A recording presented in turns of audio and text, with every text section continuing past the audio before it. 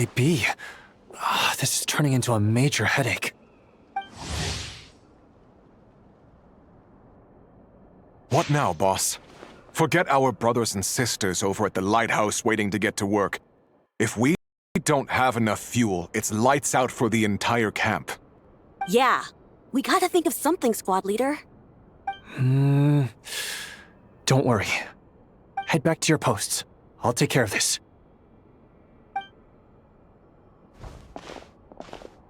Traveler, Paimon, good to see you. Hey there, Eitlua! Why is everyone gathered here at the entrance? It's fine. Just a minor issue, really. And I'm already on the case. Come on, Eitlua! You're always trying to fix things by yourself on the down low. Just tell us, it couldn't hurt. Or is it because you're too embarrassed to say? No way. I just don't want everyone in town worrying about things that I can handle on my own. But since you're both part of the investigation squad now, I won't treat you like outsiders. Still, this isn't exactly the place for a chat. Come on in. I'll tell you more inside.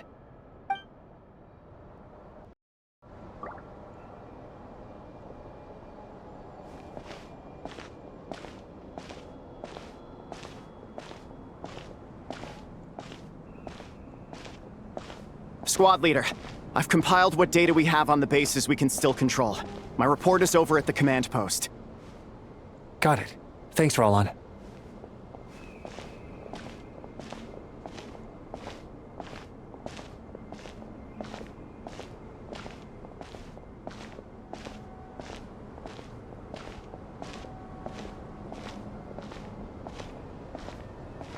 Squad leader, our comrades in the east seem to have butted heads with the Fatui. They say they're going to send someone over. Got it. I'll be over as soon as I can.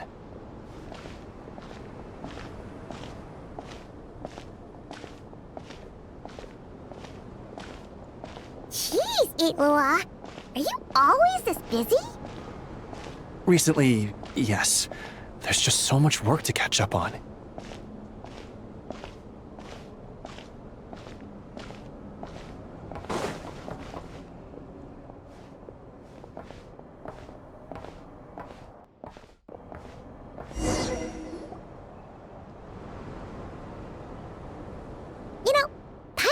To ask for a while now.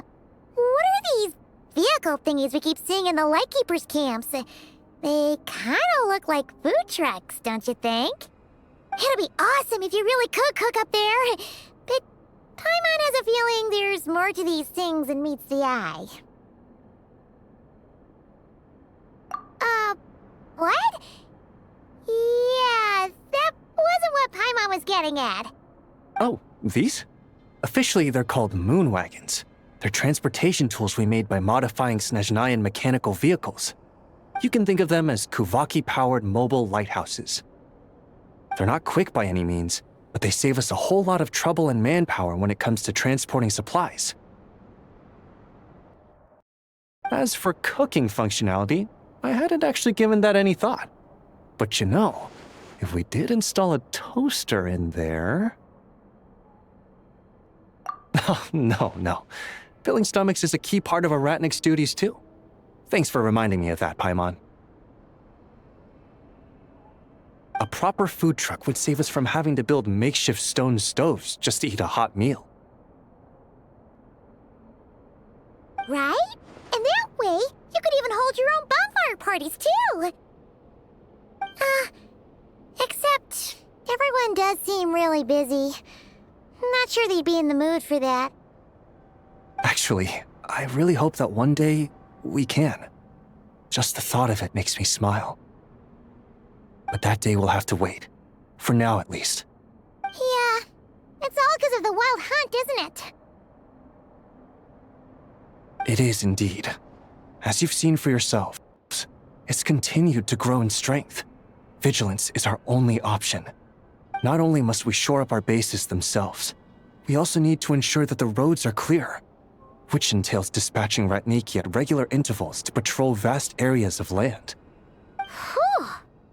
Just listening to all that is kind of tiring already. You Lightkeepers sure have it tough. And that's just the basics.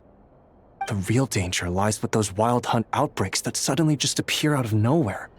Such tasks are all handled by Gramps, Flynn's, Olaf, and those guys. I can't have Gramps fretting over every last thing, so I've taken over handling of the groundwork. Honestly, compared to our shortage of manpower, supply prep is nothing. To continue on the topic of food, even the best cook in the world couldn't do anything without ingredients. Over the years, many of our former bases have fallen into disrepair, making them ill-suited for long-term postings. At the moment, everyone has to shuttle back and forth between our camps and HQ, leading to fewer and fewer people available for combat deployments. Yup, and that's turning this place into a permanent base. And most importantly, what's a Lightkeeper stronghold without a lighthouse? So, you want to build one here? Exactly.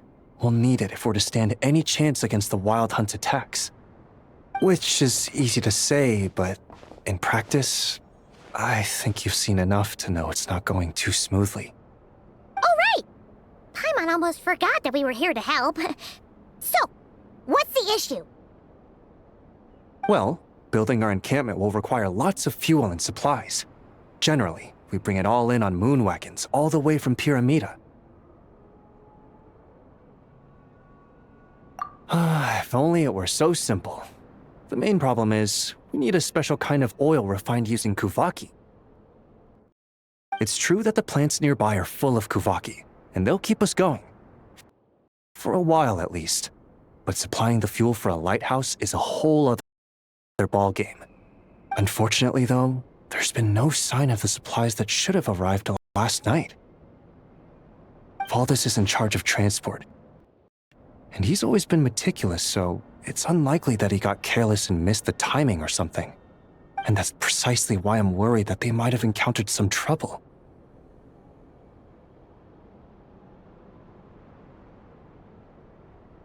Yeah, there's always a way out of every jam. Even if that means being trapped inside a sealed barrel or getting buried neck deep. Surely this can't be any worse than that. Don't tell me that's actually happened. I guess I underestimated you two again. Anyway, we can have a look around. Maybe they've just lost their way. Maybe so. Anyway, there's no time to lose, so follow me. Yep, let's move!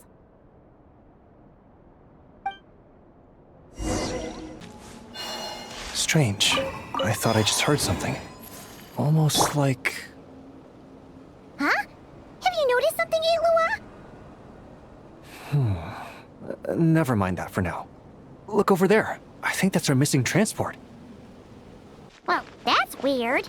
That's the vehicle, all right, but there doesn't seem to be anyone around. Huh? Is someone there? Help! Please, help me!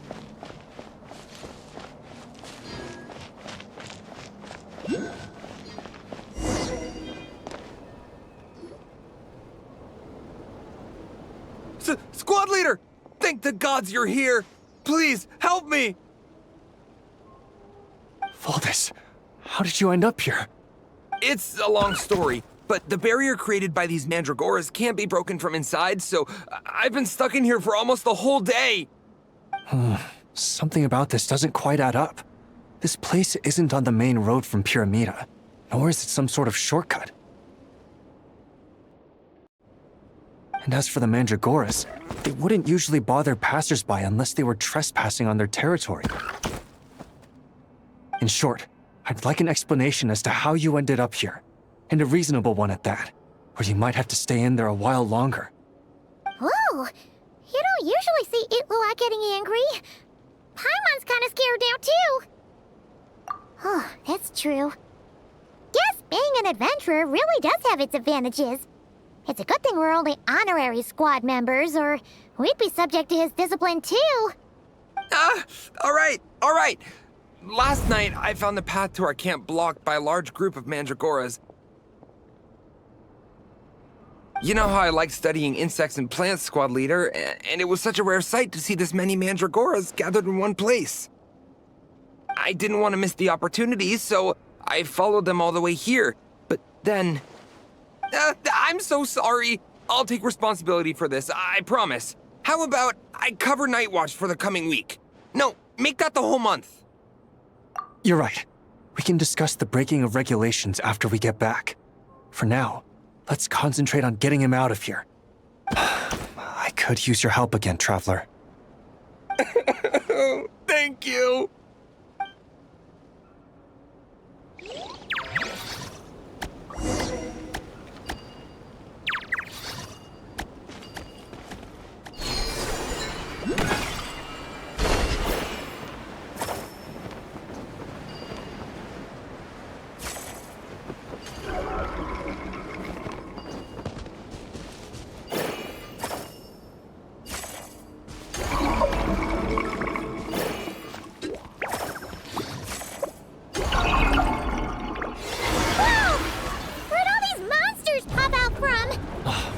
Guard down.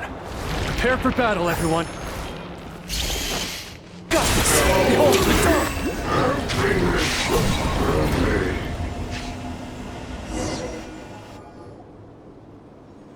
Phew! Finally drove out those monsters! What's going on here? Surely they couldn't have been waiting in ambush this whole time. The Wild Hunt. The Mandragoras. Huh. I get it. Huh? Have you figured something out, Iloa? Valdis, I think these Mandragoras trapped you inside the barrier to protect you.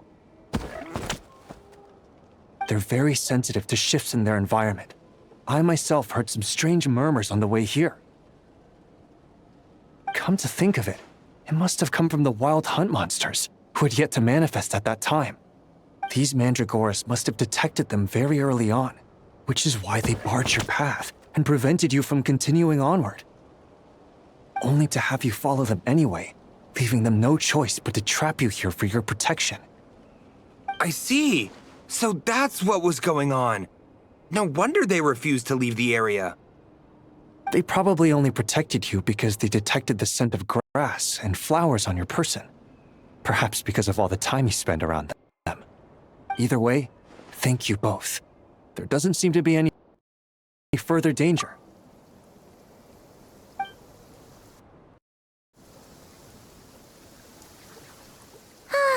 There they go. Adorable little fellas, huh? And they didn't even ask for a reward. Imagine if we had them around to watch our backs. We'd never have to worry about being ambushed while opening treasure chests again. You know, putting it like that, it was kind of understandable that Valdis would want to follow them. Right? Finally, someone understands me. I know, I'm sorry. I'll take whatever's coming to me. All right, now that we've got him out, let's head back. The others are probably starting to worry.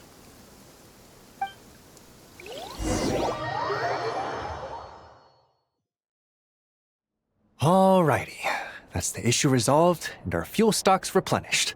Thank you both very much. Don't mention it. We're part of the team, right?